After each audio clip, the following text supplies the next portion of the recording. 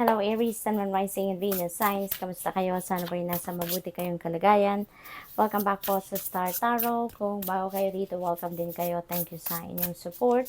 I truly appreciate it. God bless you all. Pauna mensahe ni Aries ay 5 of Cups.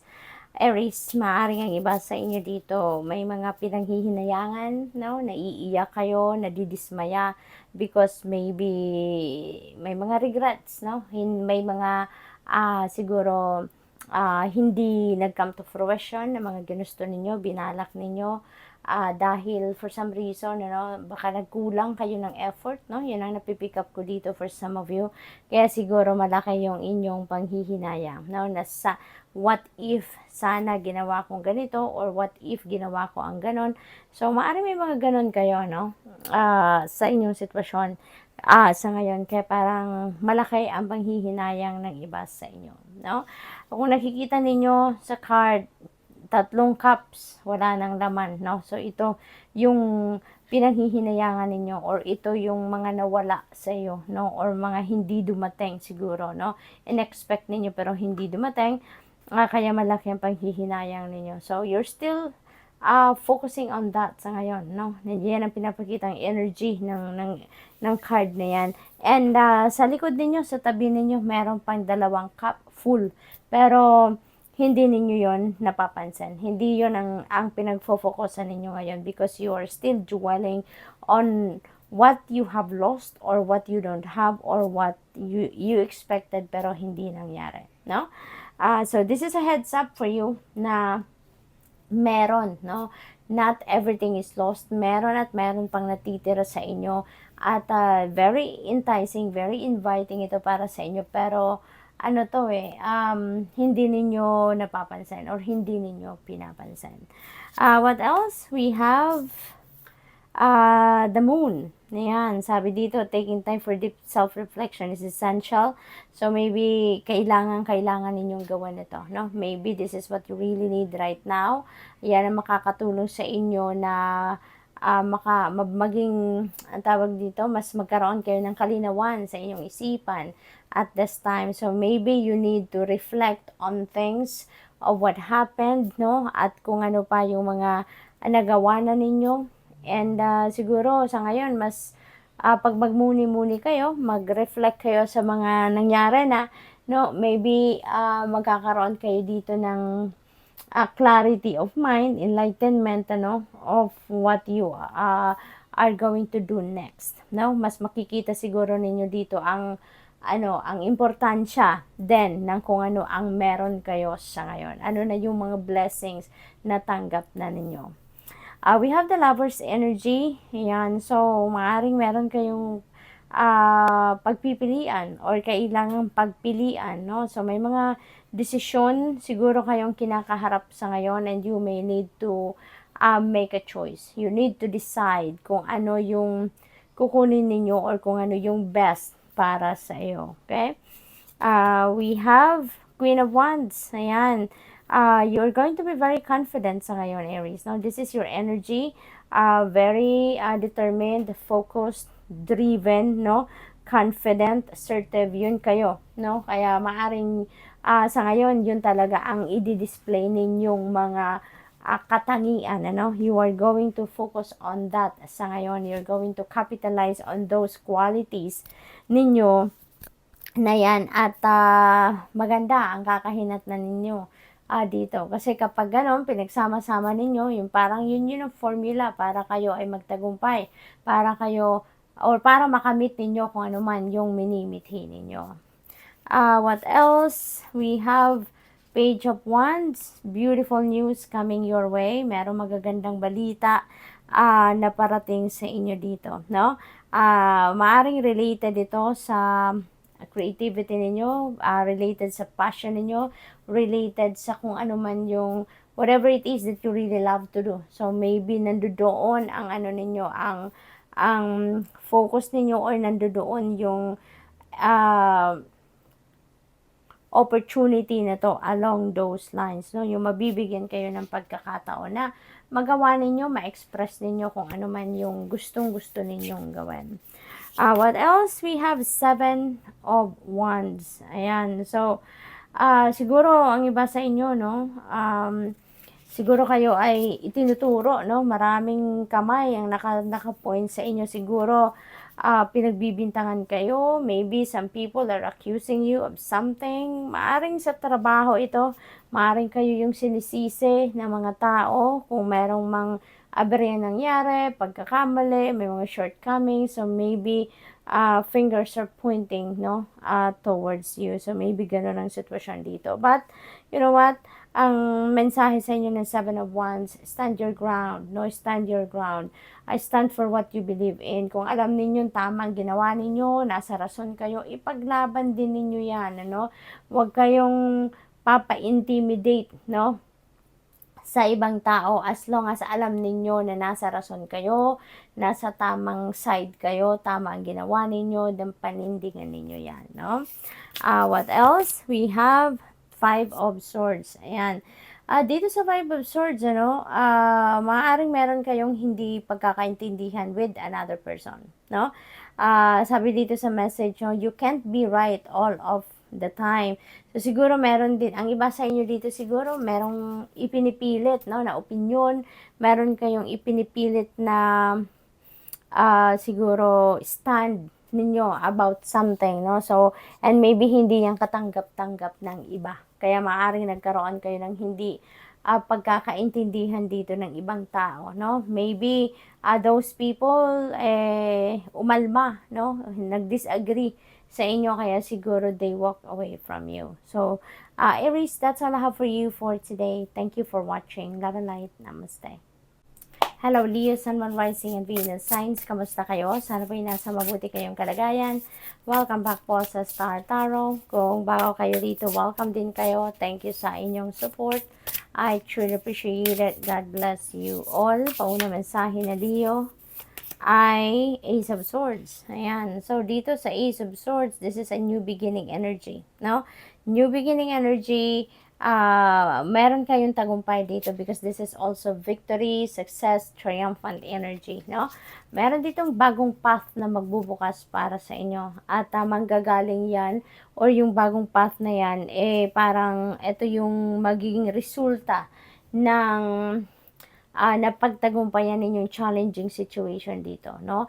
At kasi maaaring ang iba sa inyo merong pinagdadaan ng masyadong tawag dito, stressful, siguro pinagdadaanan ninyo na medyo challenging, no, difficult situation at this time. At maybe, you know, the divine is watching you all the time. The divine knows kung ano kailangan ninyo. Kaya maaring kailangan ninyo ngayon ng enlightenment, clarity, you know, yun ang ipapadala sa inyo. You will be blessed with clarity, no? Kaya magkakaroon kayo ng mga bagong idea din dito.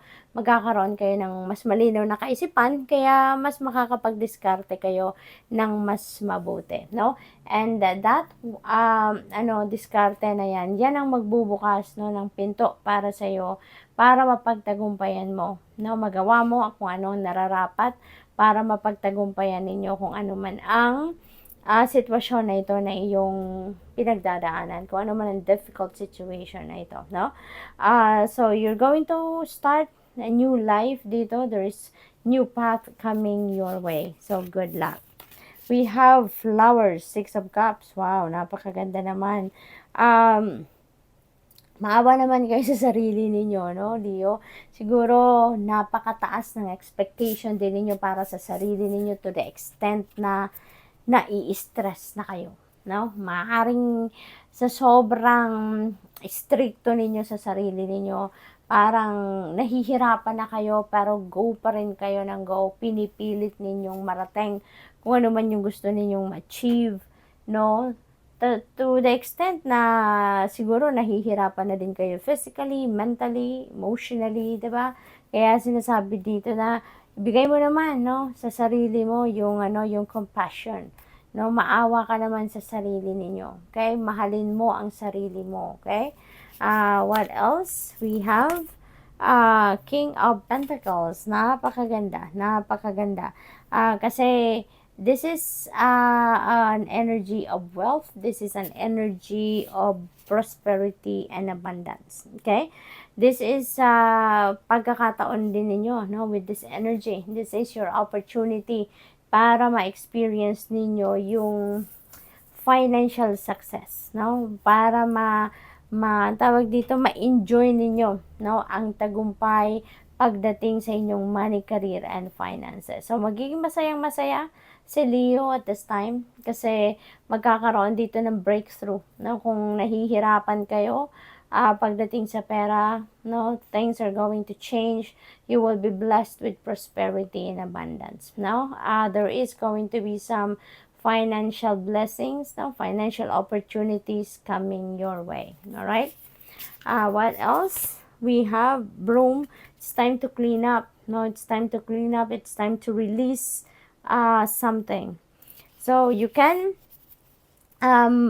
clean up your life. Sa ngayon, it's time to let go of the things, people, and situations na it's not serving your highest good. No? Panahon na para alisin mo na sa buhay ninyo kung ano or kung sino ang hindi naman na nakakabuti sa inyo. Let them go. Walisin nyo na yan out of your life dahil negativity lang ang hatid na energy ng taong yan or ng sitwasyon na yan. So, it's time to close your doors para dyan sa taong yan or sa anumang sitwasyon because kung negativity na lang ang hatid niya sa buhay ninyo, that shouldn't have any room, no, sa buhay ninyo.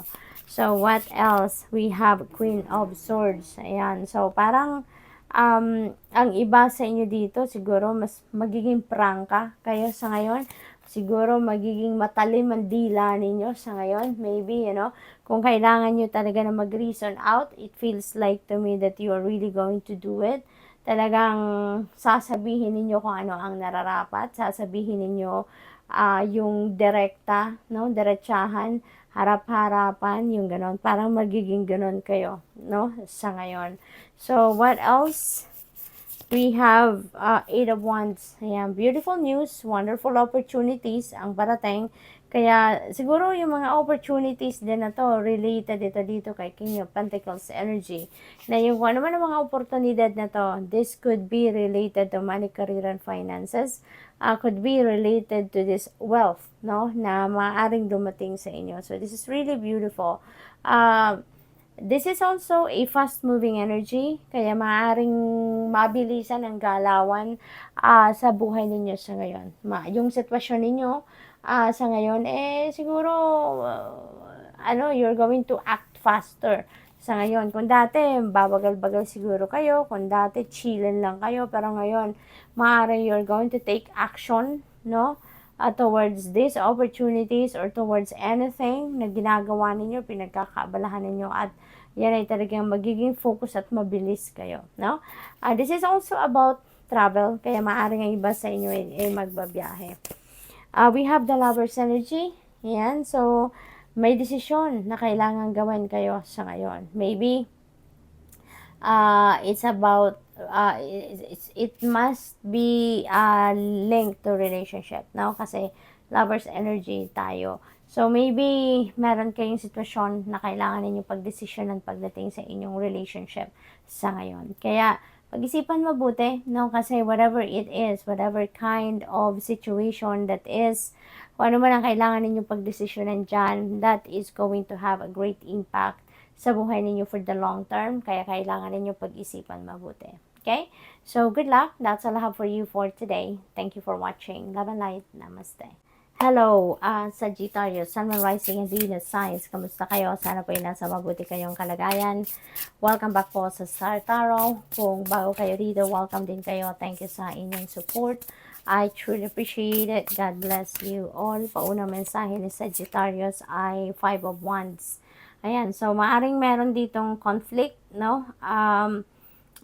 Maaring meron ditong hindi pagkakaintindihan, no, with another person dahil siguro you're not on the same page, no? Maaring ang iba din sa inyo dito, mayroong kanya-kanyang pinaglalaban, no? At maaring ayaw pakinggan ang kung sino man nakausap ninyo because talagang pinipilit, ini-insist ninyo kung ano yung gusto ninyo, no? So maaring ganon, maaring lahat nagsasalita, no, walang gustong makinig, no, gusto lang lahat magsalita. We have Four of Pentacles. Ayan. So, maybe, ang iba sa inyo dito, no? This is an invitation para sa inyo na sometimes, i-treat nyo naman yung sarili ninyo. No? I-treat nyo naman ang sarili ninyo. Kasi, maybe you've been working so hard para kumita, magpayaman, magkaroon ng maraming savings, pero hindi nyo naman, ang tawag dito, hindi nyo naman tinitreat ang sarili ninyo. So, sometimes, no, once in a while, kailangan nyo din naman ng i-treat ang inyong sarili, even the simplest thing, no, na pwede ninyong bilhin na ikakasaya ninyo. As in, yung parang nyo yan sa sarili ninyo, parang pabuya din ninyo yan sa sarili ninyo, sa inyong kasipagan, sa inyong pagtsatsaga, no, sa inyong pag-persevere, no, sa inyong pagtatrabaho or paghahanap buhay. So, this is a calling for you, no, na hindi masama mag-treat sa sarili ng paminsan-minsan. Not necessarily naman na uubusin, 'di ba, yung kinita ninyo, yung pera ninyo. But, yung konti lang, no, yung parang para magkaroon lang kayo din ng motivation and inspiration para sa sarili din naman ninyo yan. We have Five of Pentacles. So, meron na tayong dalawang 5, ano? Five of Pentacles and we have Five of Wands. Number 5 resonates with change. Kaya, maaaring isa o dalawa or more than that, no, na areas ng buhay ninyo ang maaaring magkaroon ng pagbabago dito. And, I suggest also, because this is synchronicity, I suggest please look up for the meaning of number 55 for more guidance. Okay? Dito naman sa Five of Pentacles energy, maybe yung iba sa inyo may problema, no? Maybe that is related to money. Siguro nagkakaroon talaga kayo dito ng imbalance pagdating sa paghahandle ng inyong pera. Maybe doon kayo nagkakaproblema kasi siguro hindi kayo alam mo yun, hindi maganda yung pagmamanage ninyo ng pera. Maybe, hindi kayo sumusunod sa budget plan ninyo. Maaring hindi rin kayo wala din kayong financial plan. Yung gano'n, na kung ano yung schedule of payments ninyo, yung record ninyo ng kung ano yung dumadating, ano pumapasok, magkano nilalabas. Diba? Yung mga ganun ba? Kaya, siguro, dun kayo nahihirapan sa ngayon. What else? We have Knight of Cups. Ayan. So, dito naman, siguro ang iba sa inyo dito, no, someone is going to ask you out on a date. Kung single kayo, siguro this will apply. At saka, if you are looking for love, no? So, maaaring ganun ang ganap dito for some of you. Maybe, pick up ko kasi dito, parang siguro merong nanliligaw or gustong manligaw sa inyo. Kaya maybe this person is going to ask you out on a date. Magpaparamdam, no? Yung ganon. We have the Empress. Napakaganda nito pagdating naman sa pamilya, pagdating sa pera, no? This is also creation energy. Kaya ang iba sa inyo dito is really going to create something new sa buhay ninyo. So, depende sa inyong sitwasyon. Maaring related yan sa trabaho, negosyo, karera, pamilya, no? Yung mga ganon. Maaring new ideas is coming out. Yung mga ganon ba? This is also a very nurturing energy. Kaya tulad ng pinapakita sa card, maaring ang iba sa inyo talaga is may inaalaga ang anak, no? Maaring anak ninyo to, maaring newborn baby ito, maaaring ganon. So, pwede rin, ang iba sa inyo dito is, manganganak pa lang, or buntis pa lang, maaaring ganon ang ganap. Since, this is also a mother archetype, feeling ko dito, you are hands-on mom, no? Maaaring you are a hands-on mom dito at ginagawa ninyong lahat para maiparamdam ang inyong pagmamahal, pag-aasikaso sa inyong pamilya, at lalo-lalo na sa mga bata, no? We have the Tower energy. This is a sudden change coming your way. So, get ready because things are going to change, no? Bigla ang pagbabago. Ito, Sagittarius, mga bagay, ito na siguro dadating or mga sitwasyon na maaaring ma-alog, ma-shaken kayo dito kasi pagbabago ito na it has to happen, no? Hindi ninyo ito, hindi kayo mag-i-initiate ng mga changes na to, hindi ninyo ito plinano. It is the universe doing it for you, no? It is the divine universe intervening in your circumstances at para maisaayos ang buhay ninyo dito, Sagittarius. This is for your highest good. This is for your best interest. Kaya at first siguro may surprise element, may gulat factor, ito, so maaaring mawin lang kayo, but at the end of the day, this is for your highest good. We have Magician. Ayan, this is number 1, no? This is also creation energy. So, you are definitely going to take action towards whatever it is that you really want to manifest sa buhay ninyo. Okay? Maaring dati, nagdadalawang isip kayo. Maaring dati, may plano kayo, may vision kayo, pero nagpo-procrastinate kayo, nag-hesitate kayo. But now, wala nang ganon, no? Handa na kayong tumayo sa inyong mga paa, no? At mag-take action. So, this is really good.